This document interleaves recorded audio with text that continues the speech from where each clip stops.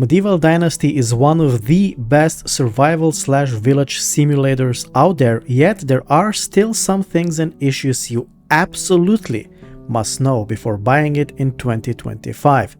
Is it even still the best Dynasty game?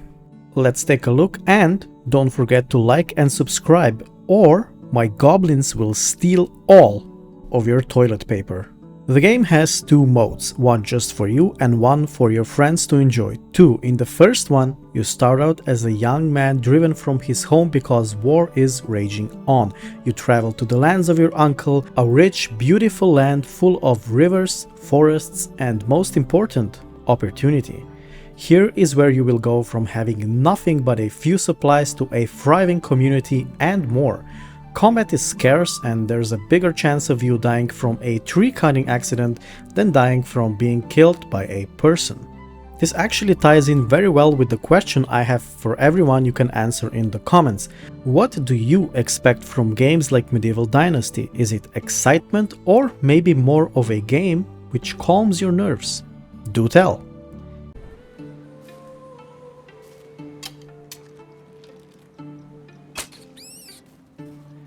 As you are thrown in this unknown world, all you have is a few supplies and permission to build wherever you wish. The game starts out more as a survival game, but very quickly throws in some RPG and simulation elements, such as building your first house, only to later realize you don't really want your village here and then relocate a bit later because you simply have to have your house on a little island slightly away from everyone else. You know, for status. But I'm getting ahead of myself. First, you'll need to do everything on your own. Build a house, tools and weapons so you can hunt for food and resources.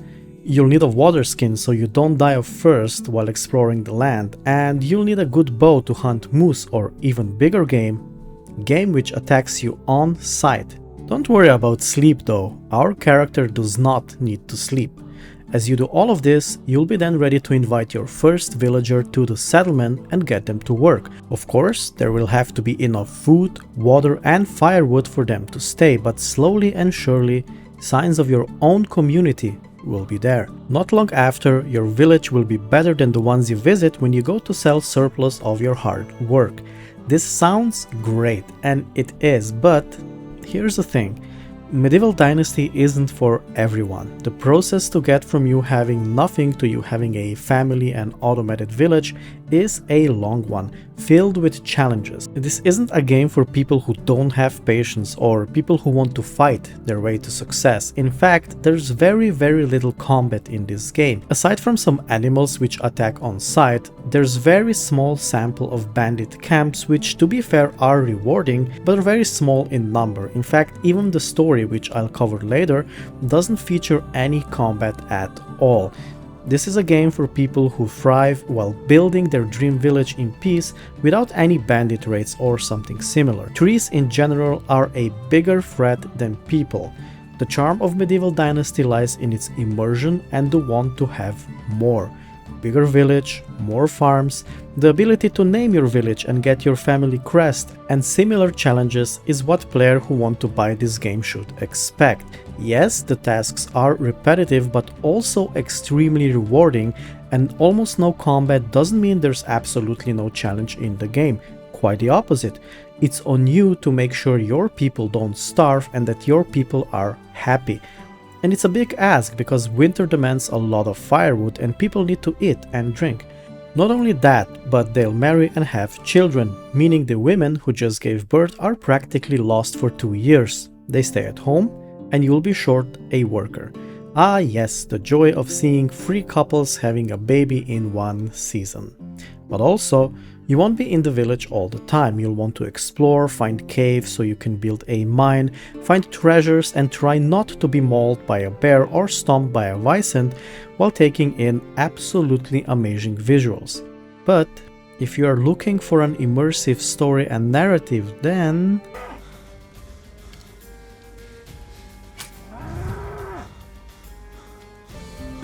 you won't find it here. plain and simple. There is a story, but it's not exactly enticing, and I'll say it, the ending to the story is very, very predictable. In Medieval Dynasty, you create your own story for yourself. Let me give you an example. One day I decided my village doesn't look nice, and this of course causes my people not to be cult-like happy. So I traveled to gather resources and spent a whole day painting and decorating houses. In the end, each house had a unique coat of paint and some nice flowers under the windows. But then, I saw it. Right in front of my eyes, I just didn't notice it before. A small island, just a small bridge away. I built a said bridge and built my home there. Why? I don't know, because it felt right.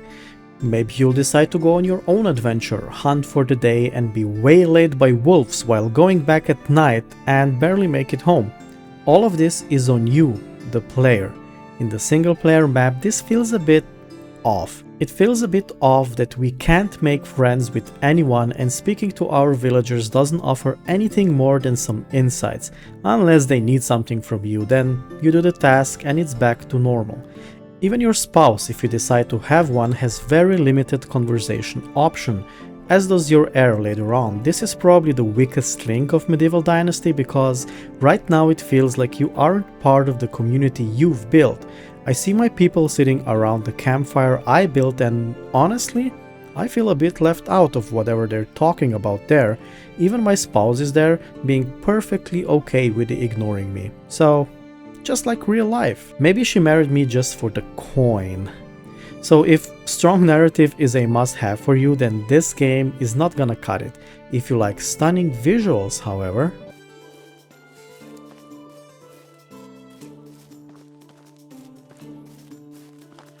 then yes, you'll feel right at home.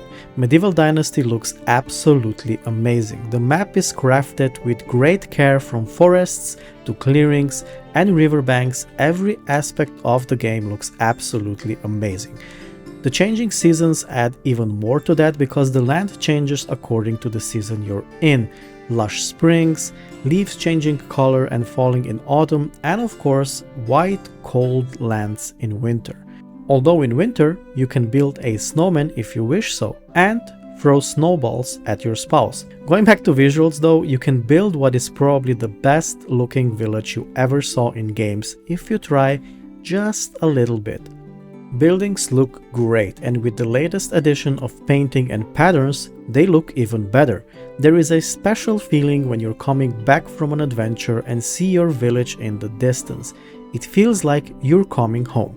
And sometimes you'll just want to stand on top of the mountains and observe animals in the forest doing their thing in this absolutely gorgeous looking land.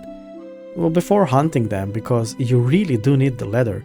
But how hard is the game really?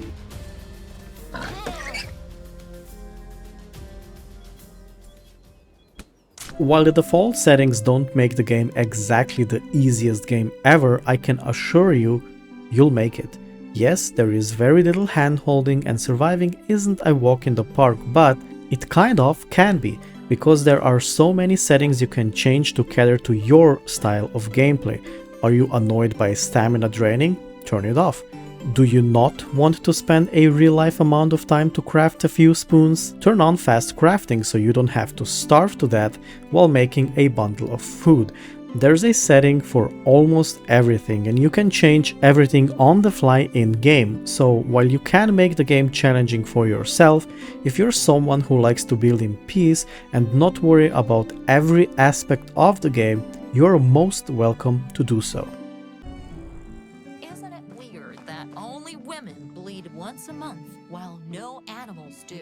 Let's take a look at music and sound. While there is no voice acting for dialogue, the sound isn't lacking. There's a lot of one-liners and references to other games. For example, I heard one dude saying he knew someone who always went on about how the wind is howling while there wasn't even a slight breeze, or a kid yelling Kamehameha, and so on.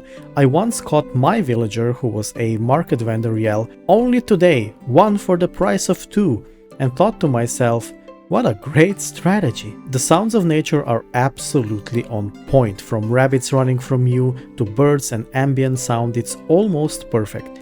The forest and forest atmosphere are second only to Kingdom Come Deliverance series. The music is also on the highest of levels, not too intrusive, and the soundtrack is really good, and sometimes a track will come on which you will find yourself humming later on in the store, and the people will look at you like you've just escaped from an asylum. It happens, you know. Music really is that good, and it differs from where you are. Villages have their own music tracks, while the wilds have another, and the combat soundtrack, that one is very similar to a certain Witcher 3 soundtrack.